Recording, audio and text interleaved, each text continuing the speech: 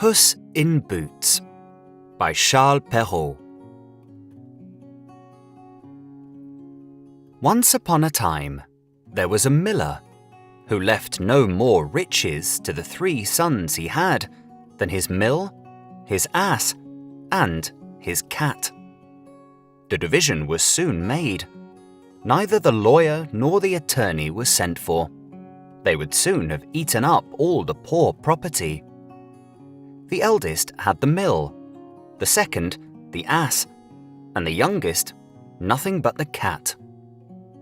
The youngest, as we can understand, was quite unhappy at having so poor a share.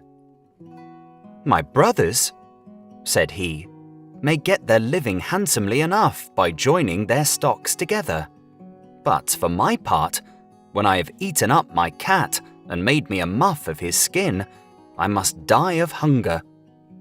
The cat, who heard all this, without appearing to take any notice, said to him with a grave and serious air, "Do not thus afflict yourself, my master. You have nothing else to do but to give me a bag and get a pair of boots made for me, that I may scamper through the brambles, and you shall see that you have not so poor a portion in me as you think." Though the cat's master did not think much of what he said, he had seen him play such cunning tricks to catch rats and mice, hanging himself by the heels or hiding himself in the meal to make believe he was dead, that he did not altogether despair of his helping him in his misery. When the cat had what he asked for, he booted himself very gallantly, and putting his bag about his neck, he held the strings of it in his 2 forepaws and went into a warren where was a great number of rabbits. He put bran and sow thistle into his bag, and stretching out at length as if he were dead, he waited for some young rabbits, not yet acquainted with the deceits of the world, to come and rummage his bag for what he had put into it. Scarcely was he settled, but he had what he wanted. A rash and foolish young rabbit jumped into his bag, and Monsieur Puss, immediately drawing close the strings, took him and killed him at once.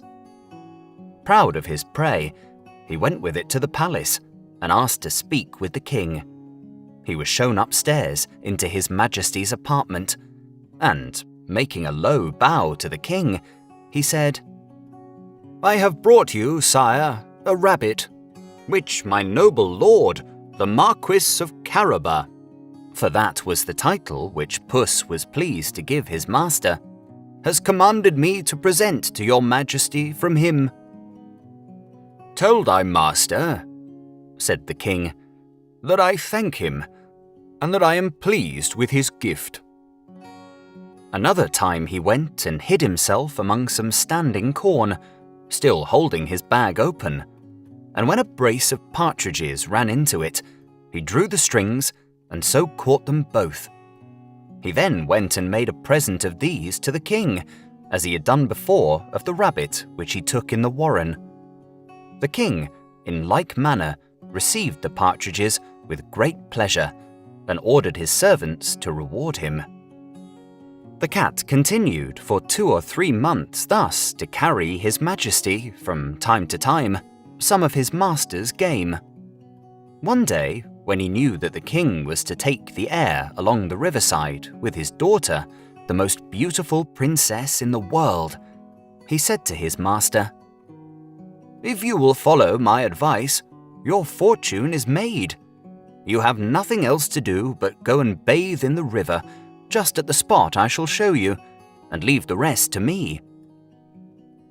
The Marquis of Carabas did what the cat advised him to, without knowing what could be the use of doing it.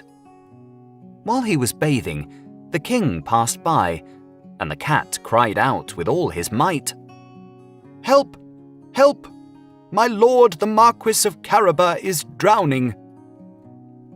At this noise, the king put his head out of the coach window, and seeing the cat, who had so often brought him game, he commanded his guards to run immediately to the assistance of his lordship, the Marquis of Carabas. While they were drawing the poor Marquis out of the river, the cat came up to the coach and told the king that, while his master was bathing, there came by some rogues who ran off with his clothes, though he had cried out, "Thieves! Thieves!" several times, as loud as he could. The cunning cat had hidden the clothes under a great stone. The king immediately commanded the officers of his wardrobe to run and fetch one of his best suits for the Lord Marquis of Caraba. The king was extremely polite to him, and as the fine clothes he had given him set off his good looks, for he was well made and handsome, the king's daughter found him very much to her liking, and the Marquis of Caraba had no sooner cast 2 or 3 respectful and somewhat tender glances than she fell in love with him to distraction. The king would have him come into the coach and take part in the airing. The cat, overjoyed to see his plan begin to succeed, marched on before, and meeting with some countrymen who were mowing a meadow, he said to them, "Good people, you who are mowing, if you do not tell the king that the meadow you mow belongs to my Lord Marquis of Caraba, you shall be chopped as small as herbs for the pot." The king did not fail to ask the mowers to whom the meadow they were mowing belonged. "To my Lord Marquis of Caraba," answered they all together, for the cat's threat had made them afraid. "You have a good property there," said the king to the Marquis of Caraba. "You see, sire," said the Marquis, "this is a meadow which never fails to yield a plentiful harvest every year." The master cat, who went still on before, met with some reapers and said to them, "Good people, you who are reaping, if you do not say that all this corn belongs to the Marquis of Caraba, you shall be chopped as small as herbs for the pot."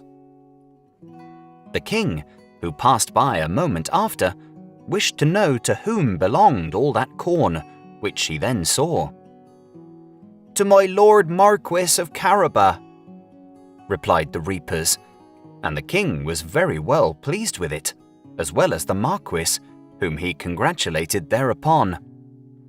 The master cat, who went always before, said the same thing to all he met, and the king was astonished at the vast estates of my Lord Marquis of Caraba. Monsieur Puss came at last to a stately castle, the master of which was an ogre, the richest ever known, for all the lands which the king had then passed through belonged to this castle. The cat, who had taken care to inform himself who this ogre was and what he could do, asked to speak with him, saying he could not pass so near his castle without having the honor of paying his respects to him. The ogre received him as civilly as an ogre could do, and made him sit down. "I have been assured," said the cat, "that you have the gift of being able to change yourself into all sorts of creatures you have a mind to, that you can, for example, transform yourself into a lion or elephant and the like." "That is true," answered the ogre roughly. "And to convince you, you shall see me now become a lion." Puss was so terrified at the sight of a lion so near him that he immediately climbed into the gutter, not without much trouble and danger, because of his boots, which were of no use at all to him for walking upon the tiles. A little while after, when Puss saw that the ogre had resumed his natural form, he came down and owned he had been very much frightened. "I have, moreover, been informed," said the cat, "but I know not how to believe it, that you have also the power to take on the shape of the smallest animals. For example, to change yourself into a rat or a mouse. But I must own to you, I take this to be impossible." "Impossible?" cried the ogre. "You shall see. and at the same time, he changed himself into a mouse and began to run about the floor. Puss no sooner perceived this than he fell upon him and ate him up. Meanwhile, the king, who saw as he passed this fine castle of the ogres, had a mind to go into it. Puss, who heard the noise of his Majesty's coach coming over the drawbridge, ran out and said to the king, "Your Majesty is welcome to this castle of my Lord Marquis of Caraba." "What? My Lord Marquis?" cried the king. "And does this castle also belong to you? There can be nothing finer than this courtyard and all the stately buildings which surround it. Let us see the interior, if you please." The Marquis gave his hand to the young princess and followed the king, who went first. They passed into the great hall, where they found a magnificent collation, which the ogre had prepared for his friends, who were that very day to visit him, but dared not to enter, knowing the king was there. His Majesty, charmed with the good qualities of my Lord of Caraba, as was also his daughter, who had fallen violently in love with him, and seeing the vast estate he possessed, said to him, "It will be owing to yourself only, my Lord Marquis, if you are not my son-in-law." The Marquis, with low bows, accepted the honour which his Majesty conferred upon him, and forthwith, that very same day, married the princess.